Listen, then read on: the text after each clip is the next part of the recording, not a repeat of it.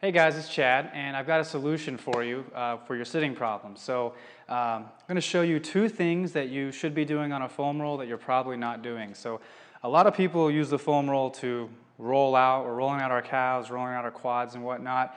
But there's a couple other things that you can do that's specific to our sitting situation. So, you know, we live in sort of this flexion-based society where we're always kind of slumping in that position.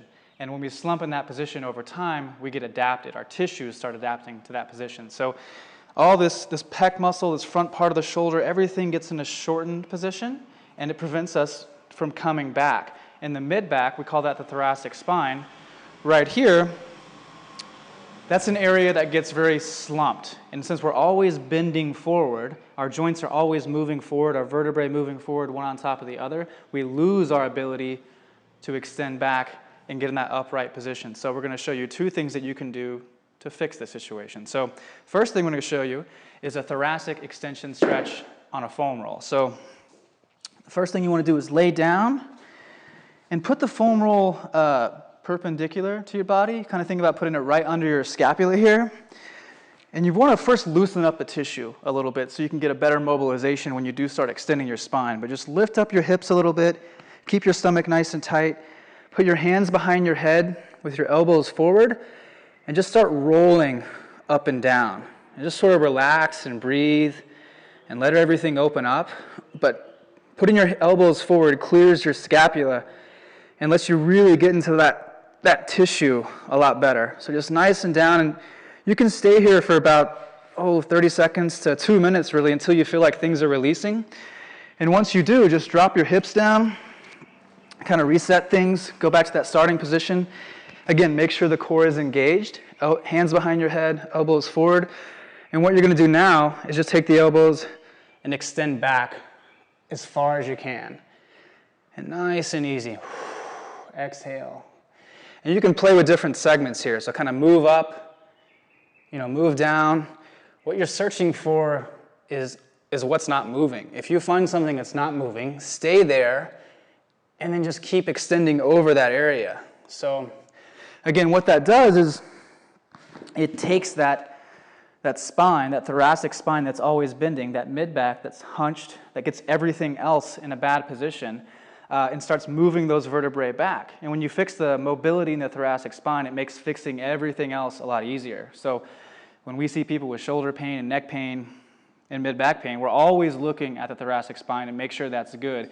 If that's good, makes fixing everything else a lot easier. So another thing you can do to really open up the front part of the chest is lay the other direction with the foam roll more vertical and just lay down. Bring your hips all the way to the end here. You're going to be looking up. Palms are going to be up. And again, just relax. Let your shoulder blades kind of wrap around the foam roll here. Palms are going to be up, and you're just going to nice and easy take your arms up. And you're going to feel it. Some people will feel a stretch immediately. Some people actually, they're so tight, their arms are going to be coming up immediately as they bring their arms up. So wherever that is for you, just go there, and when you feel like it's getting stretched a pretty good amount, just breathe. Let it open up. And once you feel things release, go ahead and take your arms up a little bit higher. And same thing, just breathe nice and easy until you're comfortable getting that full range all the way up. So sometimes, hang out here for about 30 seconds to maybe even 2 minutes until you feel like things released. And then when you feel comfortable, and this may not be the first day, just go ahead and start moving in a big kind of snow angel routine here. And what we really like about this is you're mobilizing so much tissue that gets so tight on the front part of your body from sitting and moving in that flexion-based society for so long. So this is really good for restoring your posture, good for your shoulder health. Your neck's going to be in a better position. You're going to feel better and perform better. So a couple things that you can do on a foam roll. And spend about 2 to 4 minutes on each one of those.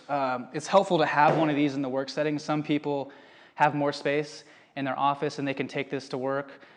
But if not, go ahead and get a foam roll and use it at home, and it'll be some big help for you. So we're going to put a link in the description here where you can get a foam roll. There's a lot of foam rolls to get out there.